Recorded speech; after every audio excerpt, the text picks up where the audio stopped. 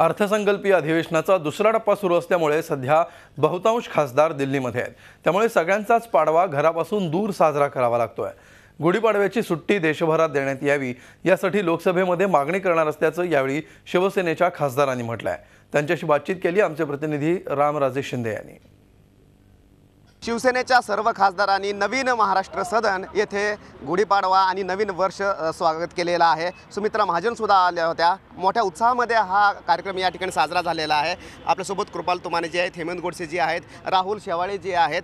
तुमाने साहेब, मला अगोदर सांगा की हा कार्यक्रम इथं दिल्लीमध्ये आयोजित केलेला आहे, काय या कार्यक्रमापाठीमागची संकल्पना होती? सर्वप्रथम तर सर्व जनतेला, देशातील सर्व जनतेला आपल्या माध्यमातून नवीन वर्षाच्या शुभेच्छा देतो।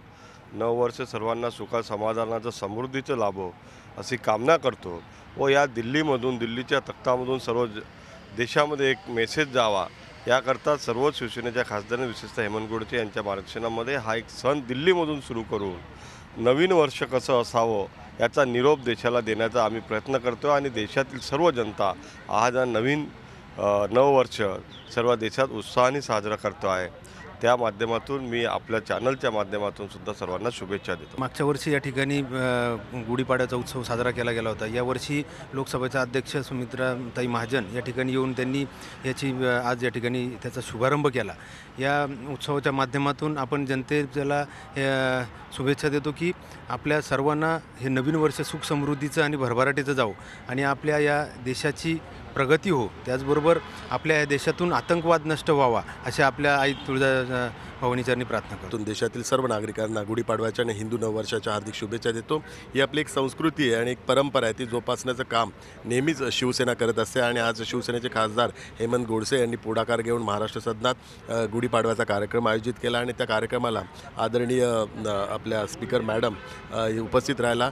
त्यामुळे त्याला एक वेगळं असं महत्त्व प्राप्त झालेलं आहे आणि आज लोकसभेत आम्ही संपूर्ण देशात हे हिंदू नववर्ष साजरा करण्याचा प्रस्ताव लोकसभेत मांडणार आणि त्या ठिकाणी सुट्टी, सरकारतर्फे सुट्टी जाहीर करावी, कारण गेले कित्येक वर्ष लोकांची अपेक्षा आहे की हे हिंदू नववर्ष हे शासनाच्या दृष्टिकोनातून अधिकृत साजरं झालं पाहिजे, जी आपली संस्कृती आहे, जी परंपरा आहे। आणि ब्रिटिशांच्यापासून आपण वेगळं नववर्ष साजरं करतो, पण जी आपली जुनी परंपरा आहे, जुनी संस्कृती आहे, ती ह्या दिवसापासून, ह्या चैत्रच्या दिवसापासून आज चालू होते, गुढीपाडव्याच्या दिवसापासून चालू होते। तर ती परंपरा चालू करण्याच्या दृष्टिकोनातून सरकारला आम्ही प्रस्ताव देणार आहे की पुढल्या वर्षापासून हिंदू वर्ष सरकारतर्फे ऑफिशियली सुट्टी घोषित करून तो साजरा करण्यात यावा। रामराज शिंदे, झी मीडिया, दिल्ली।